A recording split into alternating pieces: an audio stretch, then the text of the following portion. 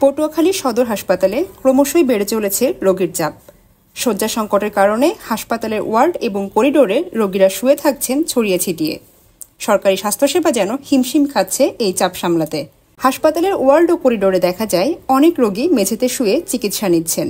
শিশু ও মেডিসিন ওয়ার্ডে এক শয্যায় রয়েছে 3 থেকে 4 জন শিশু।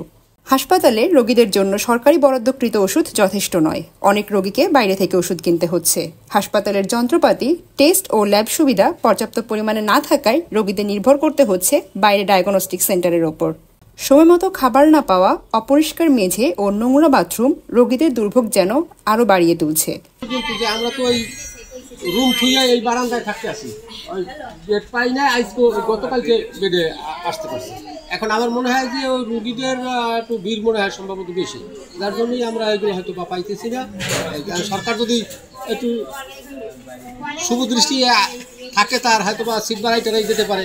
এখানে তো মেলা রুগী অনেক রুগী অথচ মানে সিস্টার কাছে গেছে, সিস্টার বলছে যে বেড তোমরা খুঁজে নাও, যেভাবে বস তোমাদের মতো তোমরা খুঁজে নাও। পরে আমি জিজ্ঞেস করলাম যে আমরা তো আগে করে আসছি হাসপাতাল, তখন তো বেড আমাদের খুঁজে নিতে হয় নাই, তখন সিস্টারের বেড করছে। তখন আমার বেড পাইনের পরে একটা ফোন আমি ওই জায়গা থেকে নিয়ে তারপর আমার আম্মুর ওখানে শোয়াইছি। পরে আমার আম্মুর মাথায় সমস্যা, তার ব্রেনের সমস্যা।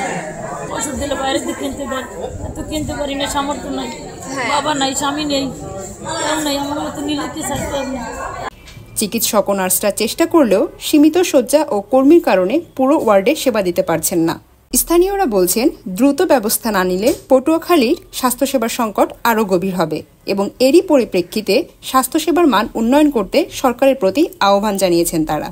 আমাদের এইটা হচ্ছে পটুয়াখালী 250 শয্যা বিশিষ্ট সদর হসপিটাল, যেটা 2005 সালে 100 থেকে 250 শয্যায় উন্নীত হয়েছে।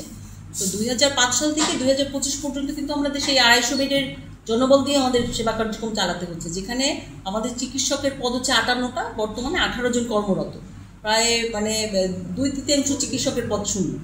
এরকম আমাদের আমরা যদি নার্সের কথা বলি, নার্সের পদ আমাদের এখানে মোটামুটি ফিল আপ আছে, কিন্তু আমাদের 3য় 4র্থ শ্রেণীর যে আমাদের ক্লিনার যারা, তাদের আমাদের অনেক ঘাটতি আছে, পরিচ্ছন্ন কর্মী যারা, তাদের ঘাটতি আছে, আর চিকিৎসকের ঘাটতি আছে।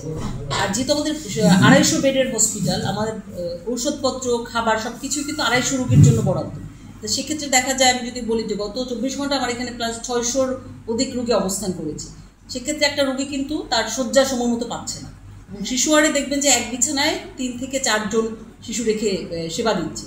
এবং মেডিসিন ওয়ার্ডের জেনারেল বেডগুলোতে দেখা যায় অনেক রোগী আসলে শয্যার অভাবে ফ্লোরে থেকে চিকিৎসা নিচ্ছে। এক্ষেত্রে কিন্তু একটা রোগী যে তার একটা বেড পাওয়ার অধিকার আছে, সেটা কিন্তু সে পাচ্ছে না।